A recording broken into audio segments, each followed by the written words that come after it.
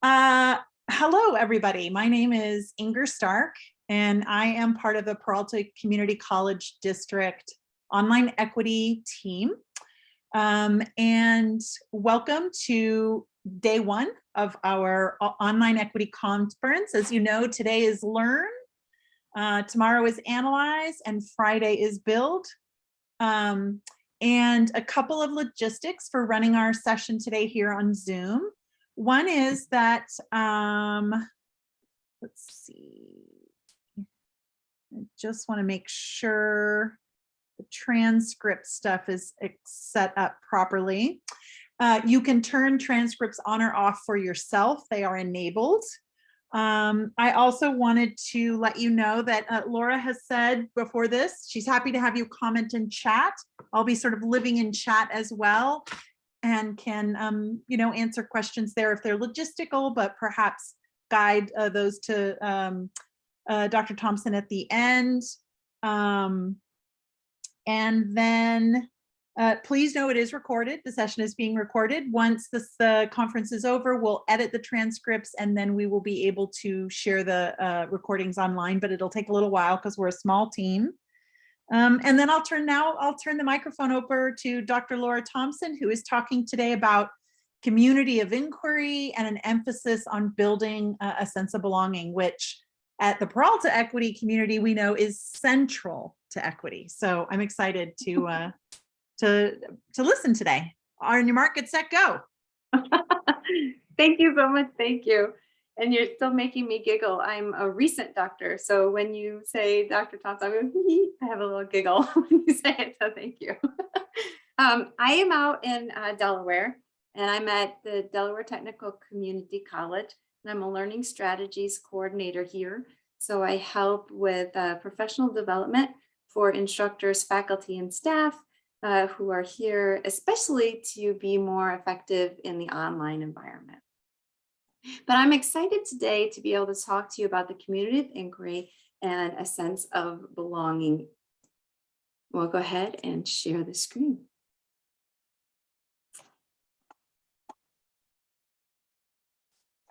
There we go.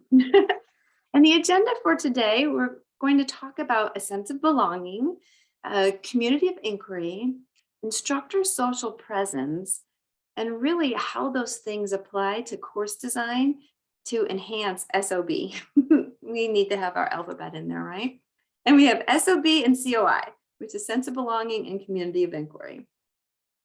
We're trying to discuss how the development of that sense of belonging, and as Inger had said, how central that is to equity, and how the instructor's presence, particularly their social presence, can enhance that sense of belonging for students and really help to spur that for the students, and see that as a catalyst to building classroom community within your online circumstance, but also it's applicable to any modality of learning.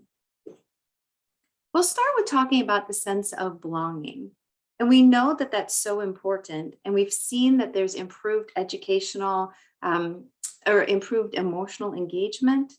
We've seen enhanced behavioral engagement and even higher academic achievement when there is that sense of belonging. And to dive into that just a little bit more, the sense of belonging for Peacock and colleagues had come up with 3 themes. And again, there's a focus with online learners in their research. And the first theme was with engagement. And one of the ways to be able to look at engagement is through discussion posts within the course. But there really is an onus on the instructor to come up with those artfully crafted discussion posts that really encourage engagement, participation, and think about going beyond the typical post where students respond with 250 words and their citation, and really almost all of the posts sound the same, and being able to think about the types of questions, deeper questions that might really help students process what they're learning and the content and begin to develop as academic individuals.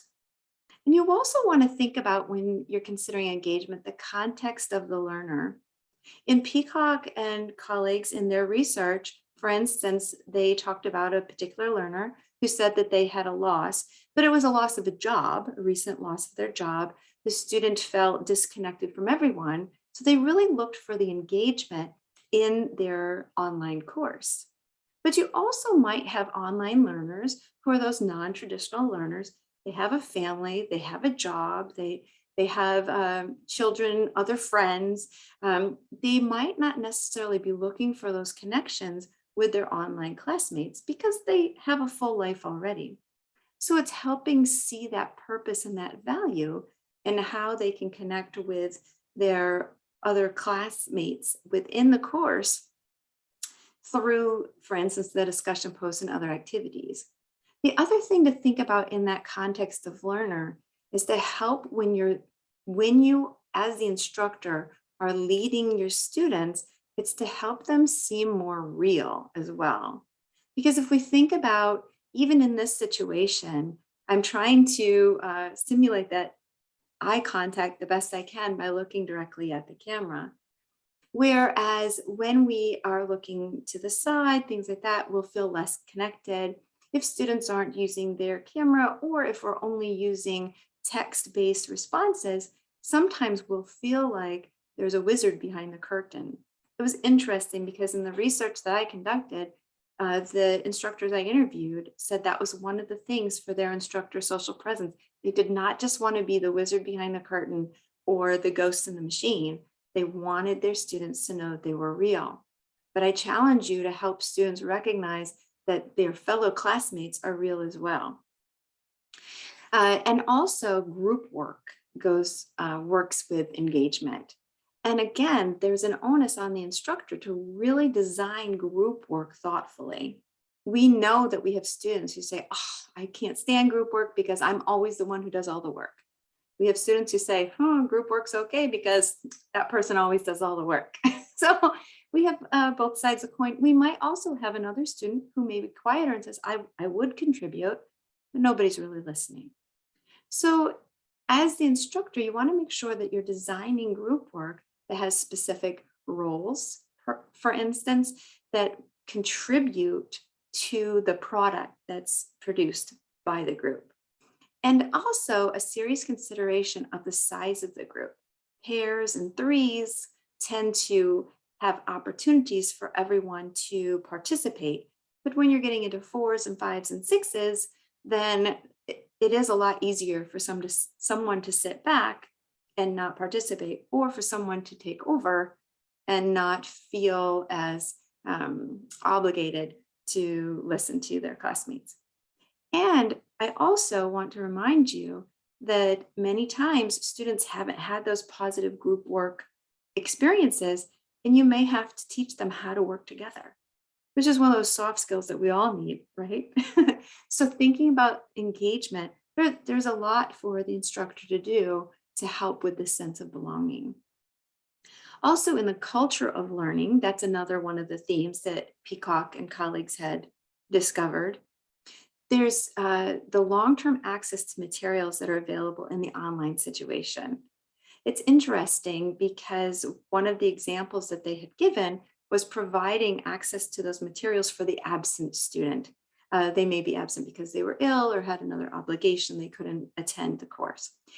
It's interesting, in the research that I conducted, the instructors responded that they had created videos about content or lecture videos that they made available for 2 reasons. But it was interesting because they would either say for the absent student, as we mentioned, or they would say for the students to review. Perhaps the content went a little quickly, and now the students, if they're able to rewatch the lecture or rewatch that content presentation, then they're able to grasp the content that they need.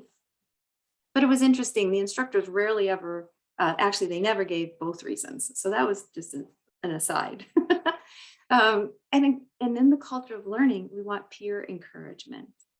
When I've had discussion posts from my students, I've been intentional to make sure that I mention other students in my responses when it's applicable. I will say to Jill, hey, did you notice Jorge's answer? He has something that's similar to yours, but a slightly different take on it. Now I'm trying to build that web between those two students so that they'll be able to go look at each other's responses and really begin to help them form those community connections. But also in general announcements, for instance, a midweek announcement, I might say, wow, I'm really enjoying these discussion posts.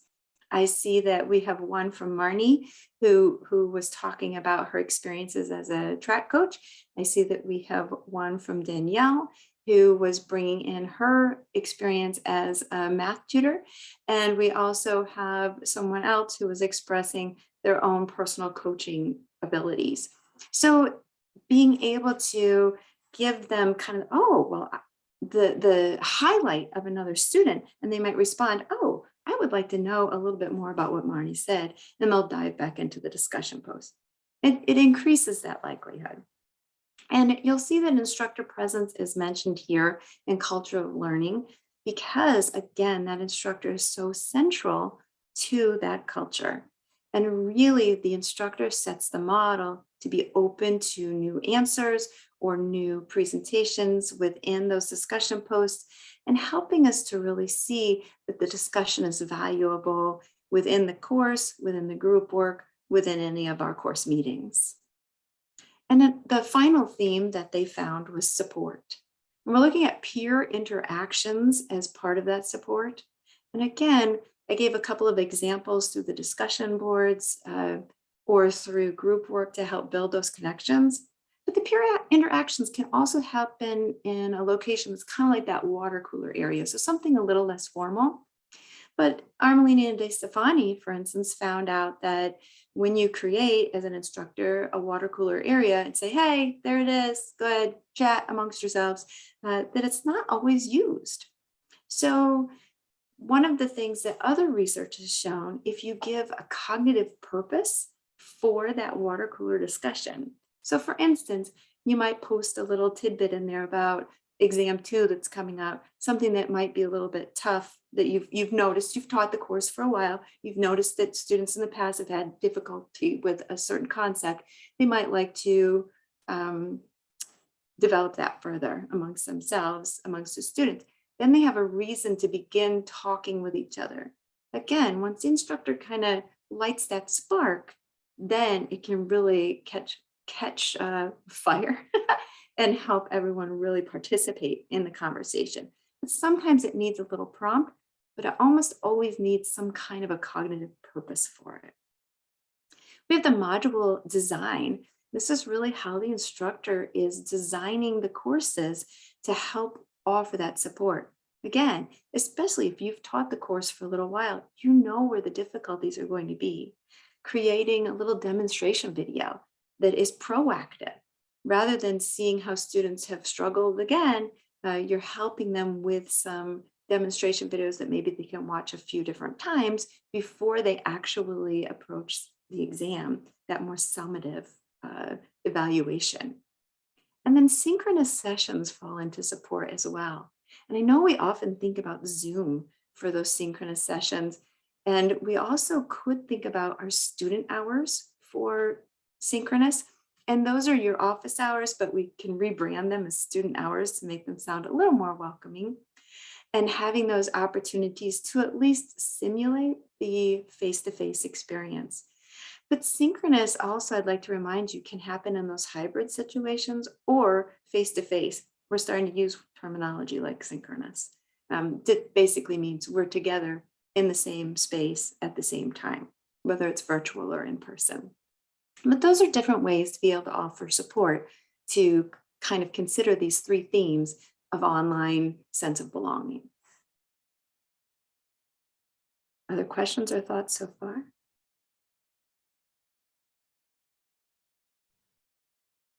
Okay, I'll keep going. Nope, keep going. Yep, you're good. Okay, and then I have a little quote to kind of drive it all home. I belong, I am important, I am somebody.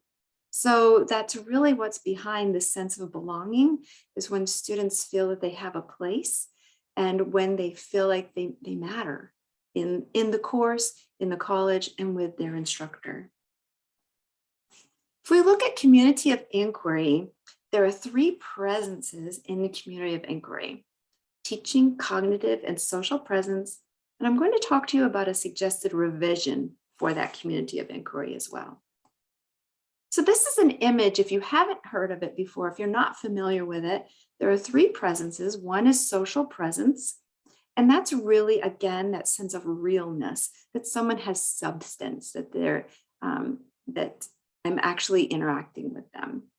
There's cognitive presence, and that's where you have kind of that dissonance. Students are growing, they're coming up with new ideas, synthesizing the information.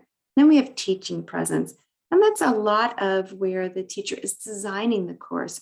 They're really thinking about those interactions. How am I designing that group work? But you'll see that there are areas where those presences overlap. And those are ways to be able to consider that none of them are in a vacuum.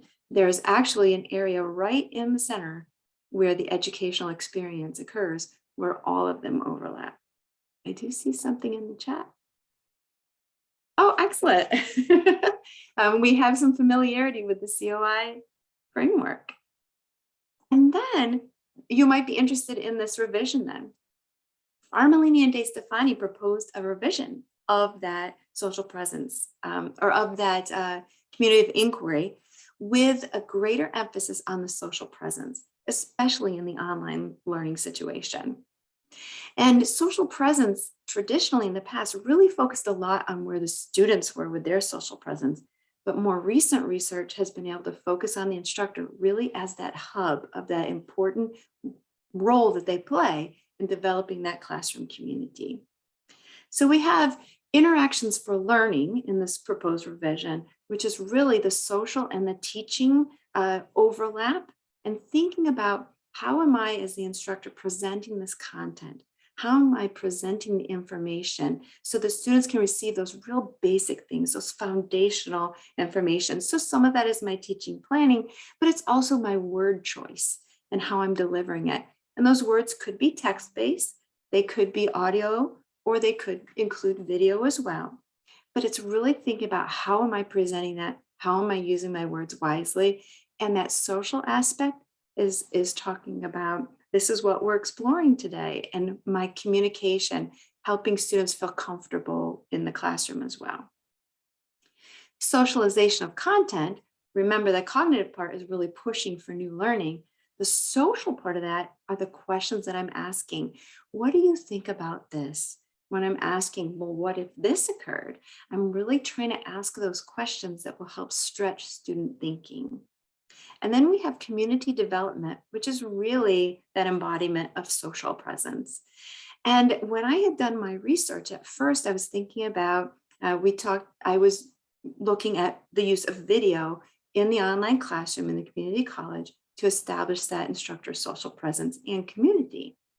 When I looked at that, I was looking at instructor introduction videos. And I thought at first that those were going to be in that interactions for learning, because here we are, we're prepping the learning space. But then I realized that's actually a part of the community development. And it's really the student's first introduction to that classroom community. So if you have the opportunity, even in a course that might meet face-to-face, you might send that advanced email or that advanced introductory video where you're letting the students see who you are, hear your voice, or at least read something about you to help them feel welcomed into your class and help them feel welcomed into the community. So these are kind of those social presence emphasis that would be on top of the community of inquiry and really showing that larger overlap. And here's the quote that goes with it. Coming together is a beginning, because we know that that's how we're trying to initiate that community. Staying together is progress. You'll find that the instructor actually has a role in maintaining and sustaining the community as well. And if you're able to really initiate the community and really put in place some maintenance, then you'll see that you'll find your students will really take hold of the community and begin to maintain it themselves. because finally working together is success. And we talked about those group projects. We talked about that communication that you might have, and really thinking about how we can have this progress towards community so that we'll all be able to interact at a better level. Do you have any thoughts so far about sense of belonging or the community of inquiry and that revision? No? Okay, I'll keep going. Now we're going to get into instructor social presence. We have a student preference for connection to instructors, and instructors are central to that student sense of belonging. I'd like to talk to you just a little bit more about that student preference. So Lowenthal and colleagues found when they were trying to really, they found that students weren't going to their office hours, their student hours, and they were having them online, they were synchronous, but they decided to rebrand them. They called them happy hours. I don't think you have to do that, but they were trying to give a new sense of a new reason for them. They made sure that they had icebreakers at the beginning of their student hours so that when students came, they had the opportunity to learn more about the instructor and learn more about each other. Then they would have a mini lesson. So there was that cognitive purpose for coming. We weren't just gathering around the water cooler. It was something that was really going to be useful for the students, whether it was an upcoming assessment or assignment. It was something that was very targeted. And when they surveyed those students and talked to them about the experiences, the students expressed a greater desire to create that connection with their instructor than with their fellow classmates. If we really think about that, we can imagine why that might be kind of obvious, especially in the online situation. Because remember, if we think about the context of the student, they may have their own job and children and friends and support system. They really are in this course to connect with that instructor and get the information from that expert. We also might understand their preference because a non-traditional student, they may be in that professional realm. They might see the real value of networking with that instructor as well. Or perhaps it's just that that's the one they see all the time. We know that in some of these Zoom classes, we often don't have videos on. We often might have just windows on the side with maybe a name or a picture. And so really they see you, they see the instructor, and helping your role as the instructor is to help them see their fellow classmates, again, with substance or with realness as you're developing your own realness. And you can draw those in again through those instructor introductory videos. You can draw them in through emails that you send or through other communication. Because just to underline and reiterate, the instructors are central to that student sense of belonging because they're the first contact, they're the consistent contact, and they're the facilitator of that community. I see something in the chat. I'll check it real quick. Oh, excellent. Thank you, Inger, for the comment about the quote. All right. There we go. So if we look at instructors' social presence just a little more deeply, there are three aspects of the instructor's social presence that really stand out. I mean, instructors need to be available, responsive, and personable. So let's think about what that really means. So availability of the instructor is being, it doesn't mean, please don't think I'm trying to say you have to be available every second of the day, because that's not realistic in the world at all. But it means that you're available through a few channels of communication. Perhaps you ask your students in the beginning, here's 3 channels of communication that I can offer you. Which one do you prefer, or which 2 do you prefer? And you can pursue being available in those ways. Let me describe that just a little bit better as well. So for instance, you might use email as one mode of communication. If you're in your learning management system, for instance, my college, we use D2L, Brightspace. We have the ability to email through the system as well, and students can send us direct messages. Many instructors, especially during our COVID affected times, have utilized Google Voice as well, which if you're unfamiliar with it, it's a way, it's kind of a third party routing so that you are not sharing your personal phone number with your students, but they can still send you a text if you'd like to be available that way. Some instructors use something called Remind. It's an app, and they can send out messages to students who have signed up to use Remind. So as the instructor, you would create the account and you would get a code number.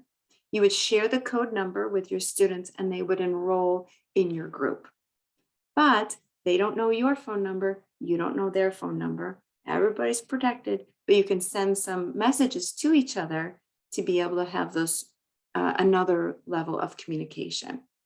But again, it's okay to be able to set some hours, but it's also good to let students know that you are available for them. And that leads me into responsive, because there is that timely element of responsiveness. One of the things with this discussion board post that I didn't mention before was that sometimes when students will post in the discussion board and they might pose a question, instructors who are very responsive might want to respond right away, 2 seconds later. Look, I'm here for you, I'm here for you. So they're very responsive. But sometimes you might want to wait a beat because you can encourage that peer interaction. And a peer might step up and answer that question or reply to that question.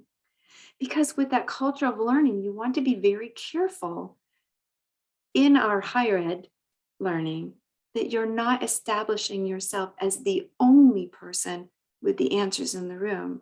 We're trying to educate our students to work with each other, to work with others in the world. This is one of those social skills that's very important in almost any field in which you'll work, to recognize how they can depend upon each other for the answers. And then, of course, swoop in and take care of any misconceptions. Or if you've waited a little bit and you don't see a response, of course, respond. You might have a communication expectation that you've shared with your students that within 24 hours you'll respond. Whatever makes you most comfortable, but it's the idea that you are responsive to them. So you don't want to be absent either and wait 2 or 3 or 4 days. We live in a culture very much right now. We text each other. We almost expect that immediate answer. I don't live with my phone, but I know some people who do. So when I text them, I expect that immediate answer. And if I don't get it, I say, what's wrong? Why aren't they responding to me? So you don't want to be absent, but you might want to wait a beat. It's a very delicate line, and it might depend upon your cohort of students. You will have to decide. And then the final one, though, is being personable. Research has shown that you want to be able to give some aspect of your personality. And this can include, even when you're making videos, if you have a couple of ums and ers, you don't have to edit all of that out. Students want to see you as a real person, someone who's approachable, someone who is real and that they can communicate with. If you're too perfect, they're a little bit afraid. So for the personable, also for your personality, I also don't want you to think that you have to lay your heart bare and tell them everything in your life, everything personal about you. You might share that you have children. You might share that you have a dog. Those are nice ways to connect on a personal level. But you might also recognize that students are looking up to you as that model, and they're very interested in hearing about your personal journey, your personal professional journey. So they want to hear about how you overcame a struggle or what path you took to get to your success that you're experiencing now. And those are other ways that you can be personable and be professional and not have to wear your heart on your sleeve. So those are some different ways that students can still feel that you care very much about them and that you want to be able to connect with them. Again, remember, available, responsive, and personable. And I did want to show you another way to be personable. You can have something called a Bitmoji. And this is one, it can become a logo graphic in your learning management system. For instance, in my course, when I have a discussion board that's due, I might put this emoji there to help draw their eyes to it. Here's an assignment, here's the discussion board, you need to get to it. Or in my weekly communication or my midweek highlights, I might put that emoji in there to say, hey, I'm talking about the discussion board now, to help them think about that. You can use them strategically in those ways. You might also use it for a sense of humor. Is this thing on? I haven't gotten your responses from any assignments yet. I need you to start having those come in. You can, or you could pop this up as your background. Is this thing on when you're finding that students aren't responding in the chat the way that you would hope they would? Things like that. So you can have some fun with it too. And these are other ways you can express your personality. And few delights can equal the mere presence of the one whom we trust utterly. And I do hope that it's coming across that as the instructor is the central hub of this sense of belonging, of this classroom community, the whole foundation of that being developed is based upon how much the students can trust you and to feel like they're in a safe space when they're in your course. So this is a nice little quote to think about really how important that role is to students, regardless of their age and regardless of their context. Are there any thoughts so far about sense of belonging, community of inquiry, or instructor social presence? I have a quick question, Sure. Dr. Thompson. How do you know if the things you're doing to create a sense of belonging are effective? That's an excellent question. And in the research that I conducted, the interesting part was when I had instructors who shared, and I'm going to talk about this next also, the power of the use of video in addition to your text. But when I had instructors who shared with me that they had provided lots of communication, whether it was text-based or whether it was video-based, they found that their students replied more often in kind. And it's interesting, the ones who used video often and had them be very real videos, not the edited ones, the perfect polished models, but ones that were professional enough that they still were able to be effective. They found that students, when they said you can reply in video or in text, is your choice, they increased their video responses as well, which then further increased other video responses. This is one example of how that sense of belonging is developed, because now we're starting to see each other as real, as worthy, as valuable, so that we can see each other's faces, hear each other's tone of voice, and recognize those other social cues that are available. When you start to see students who respond to each other in those discussion posts with a response that they're hoping to help someone who has expressed a sense of struggle or a question that they're trying to increase that discussion, then you know that you're enhancing that sense of belonging. When you get those personal emails from students who say, thank you, you're really making this course fun for me. I'm so glad to come once a week when we have our course, or twice a week when we have our meeting. When you have those interactions with your students, whether they're text-based or whether they're video-based, those are the ways that you can start to really see that sense of belonging taking hold. Does that answer your question? Indeed. Excellent. All right. Now, let's really dive into the meat of this as well. The course designed to enhance that sense of belonging. I'm really going to hone in more on communication and really talk about that use of video. I'm a huge advocate for it if you haven't noticed that already. So that communication, though, I still want you to know how valuable your emails are. In Peacock and Cohen, they had also discussed being able to send that initial introductory email that would just set the tone for students that you're welcome in this course, you're part of this course, I see you as a person.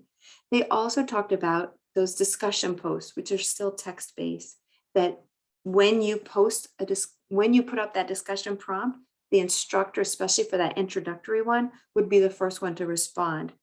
But they emphasized a brief response.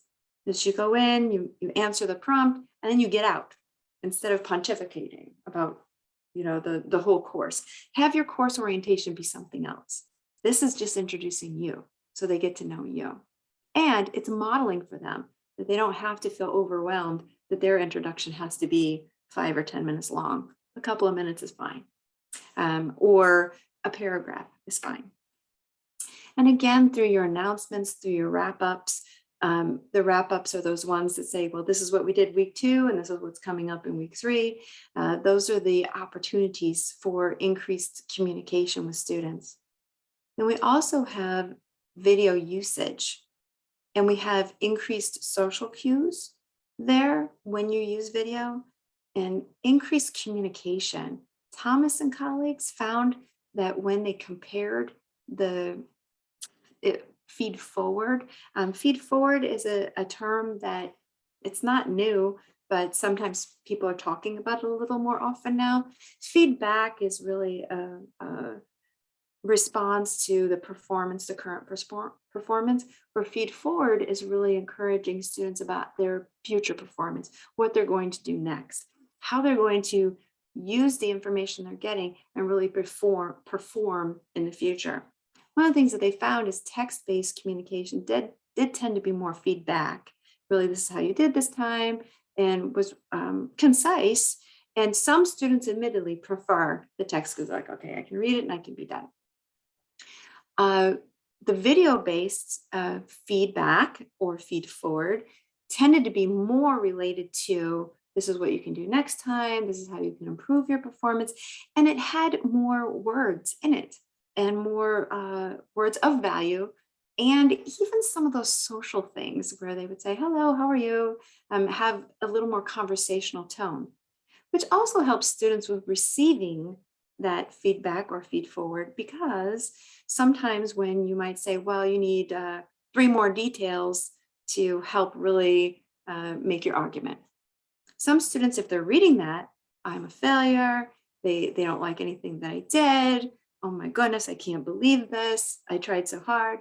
Whereas if you're providing the video, you're saying, wow, you really started an argument here. When you got to this paragraph, you need, I think, I don't know, 3 more details, and it would help drive it home. They start to hear that tone of voice, they see your friendly face, or your wrinkled brow of concern, that you're not admonishing them as you are helping them to grow. And that really can make a difference. And then, of course, the availability of video for demonstrations, whether it's through a camera that's on you as you're performing a scientific experiment. So I think these are wonderful things for previews of what we're going to do now in a hybrid situation. For instance, working with automotive instructors, it's great to put into your learning management system. This is, and here's the camera facing down at the engine. This is where you're finding the battery, and this is how you can set it up to charge. Whatever is more appropriate to that subject matter expertise. But then students can watch that, be familiar with what the engine looks like before they get to the lab to actually work on the engine. And it provides them with that resource so that they can feel a little bit of a comfort level before they get to the course. And instructors can spend less time saying, here it is, here it is, here it is, and more time, how do you solve that problem? How would you approach it if this was the issue? How would you approach it if that piece was missing? So you can have deeper conversations and really work on that cognitive growth then, because they've had that demonstration already. And additionally, when it's something that's tech related, or even just navigating your course, it's very nice that you can share your screen and actually demonstrate for someone, this is where you click, this is where you click, this is where you click. And they have that ability, because it's in video form, to watch it and rewatch it and rewatch it until they're comfortable moving forward. And I forgot to say, keep your videos short. Students, they only have enough cognitive energy for just so much, or their lives are crazy and busy, just like everyone else's. They only have enough energy for just so much. So try to chunk it, or if you put it up on YouTube, for instance, there's a way that you can make chapters, and you can contact me if you need some support with that. Chapters mean that I can click in a certain area and it automatically advances me in your video to the part that I need at the moment. And then again, I just want to drive home that instructor social presence that's enhanced so much with the opportunity to have some videos. And from my research, if there's only one video that you make, that introductory video is the one that you need to do, because that's their first view of you and their first sense that you really truly are a real person. And even if you're going to meet them in person, wouldn't it be nice if they know who you are and know at least what you look like and what you sound like, and maybe even how to pronounce your name before you get there? My name's easy. Laura Thompson isn't that hard, but there are some out there that are difficult. And as a student, I might look at your name and go, oh, I don't want to say the wrong thing. If you've sent me a video already so that I can feel comfortable knowing what to say, then that can help so much in the actual first meeting that we have. Oh, and I also want to tell you, students do have a preference. I wanted to make sure I drive that home too, for those videos that their instructors make that are real. So it's okay if you stumble over a word, as long as you haven't lost the cognitive thread or the consistent thread of your message. It's okay to be real. And for that instructor social presence, there's intentional choice of backgrounds in the videos that you create, whether it's the virtual background or, for instance, a bookshelf that you have purposefully in the background that you've a student might see, oh, there's a book about advocacy. I've read a different book. I want to read that one. It enhances those connections, enhances that sense of belonging within your class. These are purposeful decisions that you're making in your course design. And I'm just trying to focus on the video purpose of those. So when the trust account is high, communication is easy, instant, and effective. And again, I hope that you hear kind of that message too. The trust is so important. Your students are going to feel like they trust you, they feel safe with you, and you're helping guide them, facilitate them so they feel more like they belong to the community in your class, and they feel more like they belong with their peers and start to have those conversations with each other and develop that trust amongst each other. And then they can really truly feel like they're a community in your classroom. So just to sum it all up, we've seen that students need to feel that sense of belonging. We already talked about that right at the very beginning. The community of inquiry and that revision that really focuses on the social presence, how you're choosing your words to communicate. And again, whether they're written or whether they're spoken, making sure that you're really cognizant of the words that you're using, and thinking about how students are interacting in those introductory areas of instruction, how they're stretching their thinking through the questions that you pose or that their peers pose, and that you're really focusing in on that community development to enhance that sense of belonging. This can also all be really, the cherry on top is being able to use that video. Here are my references, and this is my thank you message, and here's my contact information if you'd like to continue this later, but I would love to entertain any questions that you have now or any comments that you have now. This has been a particularly quiet group. Oh, I see a couple. But I have another question. Sure. First of all, congratulations on completing a PhD. That is never, ever a small feat. And thank you so much. Thank you. And we only have a couple minutes, so people could put questions in the chat. Oh, could you put your contact information? Good, yes. What, so you talked a little bit about your research, but just give us a quick 1-minute synopsis of your research. And again, congratulations. Thank you so much. Thank you. And I see that my voice is soothing. Thank you. That is true.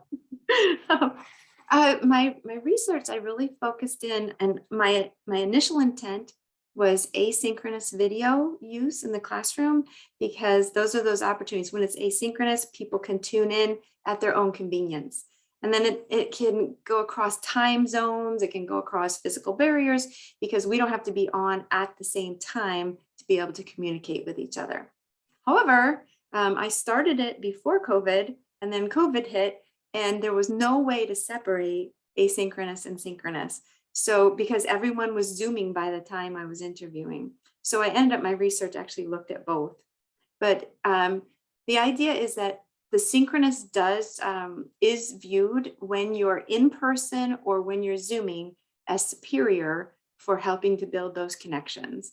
Because we see each other in live time, we see each other, we have that opportunity to really see each other's facial expressions, hear the tone of voice, and interrupt with a question that we might not be able to do with asynchronous. And then, but one of the values of asynchronous education or communication is that when you have, for instance, your discussion posts, and you can enhance those with video use as appropriate, you have the opportunity for students to participate who are not the loud ones in the class. And you can hear more of the responses from all of your students. So you open up the floor to more of them when they have that opportunity to formulate their thoughts. This also helps your students who might be second language learners, because now they have the opportunity to formulate their thought and to be able to put it into that asynchronous post, whether it's a video or whether it's text, whichever is most comfortable for the communicator. It also helps your students who may have a little bit of a learning disability or have some accommodation that they need, because they have those opportunities to communicate. So even when you're using your Zoom sessions, having that chat open so that people have the opportunity to contribute to the conversation, even if they're not comfortable turning on your camera or turning on their microphone. Those are all ways to really help build that sense of belonging, because you're accepting of their contribution in the way that they're most comfortable. All right, we have to draw to a close. It's funny, everybody's kicking their questions out now. Now I have 10 seconds. How long is the ideal length of a video, somebody wants to know? It kind of depends, but really through all the research I read and all the people I talked to, 5 or 6 minutes is kind of the max. Some people said 1 or 2 minutes. I don't know if you can say what you need to say in that amount of time. So 5 or 6 is usually pretty good. Okay, so in bringing this to a close, I want to say thank you to all the participants for coming today. If like me, you were riveted and soothed, it was really lovely. And Dr. Thompson, thank you so much for bringing your research and your expertise and your knowledge and sharing it. As I said at the beginning, and the Peralta team, we know that belonging is a crucial part of equity. So thank you for bringing your expertise and sharing that today. Thank you for having me. And maybe you would be willing to unshare your screen so that I can put up my little posting for the next session. A reminder to participants, there are sessions all afternoon in 3 different Zoom rooms. If you are planning on attending the next one in this room, it's about universal design for learning. There is another one in room A about recruiting diverse instructional designers. And there's one in room B on emotional intelligence and diversity, equity, and inclusion. I kind of want to go to that one too. So feel free to depart, move on to another room, stay. I'm going to mute and take a quick little break. And this room will start up again right on the hour. So in 12 minutes. Thank you so much. Thank you. And thank you, Dr. Thompson. And congratulations again. Thank you. Congratulations.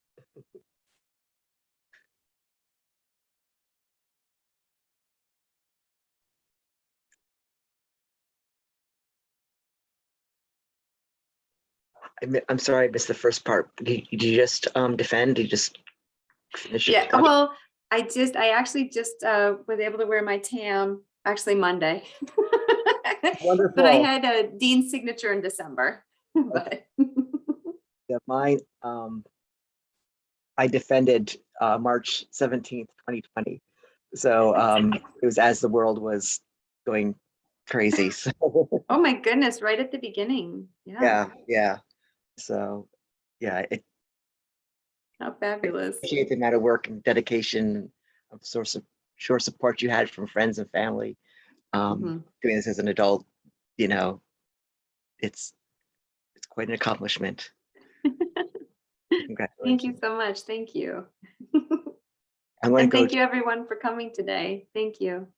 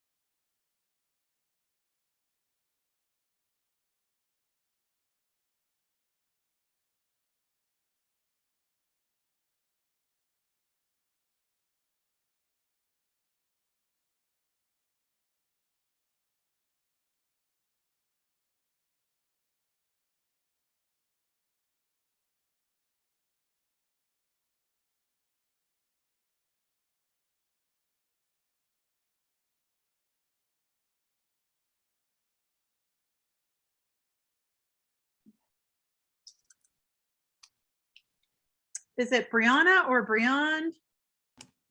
Brianne, but I usually go by Bree, so either one. Brianne, okay, I'm going to make you a co-host.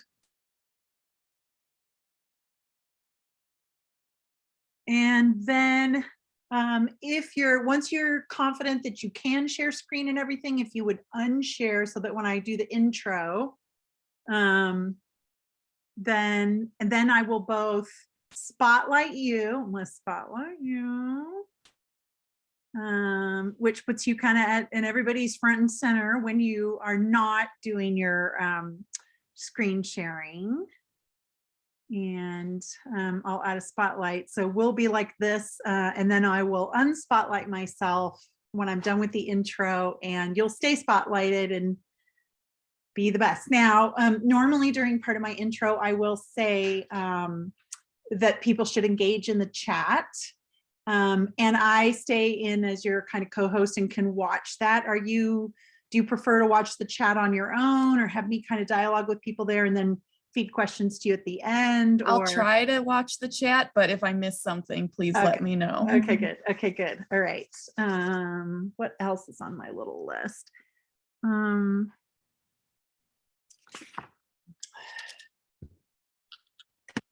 Love your topic, by the way.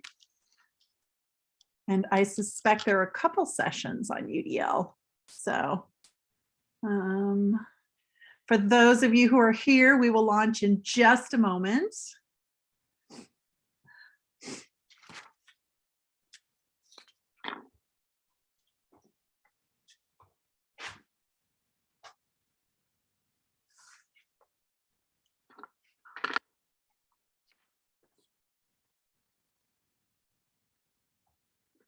Checking my list.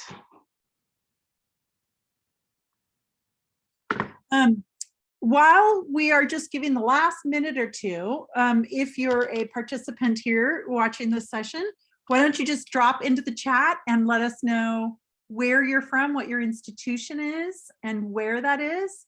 And that way, while I'm doing the intro, Brianne can look at that and see who her audience is. So just pop into the chat, say where you teach or where you work, and that can help her know her audience.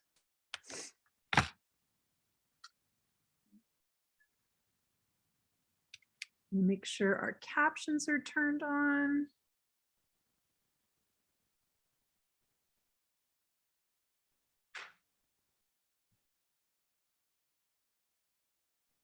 This, yes, and they are enabled. Okay.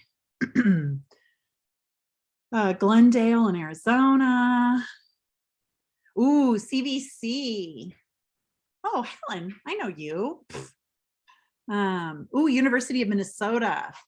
Lots of people from all around. Yeah, we have like 800 people registered for this conference from something like 17 different countries. It's amazing. So, all right, I am going to turn the recording on. Oh, it was already on.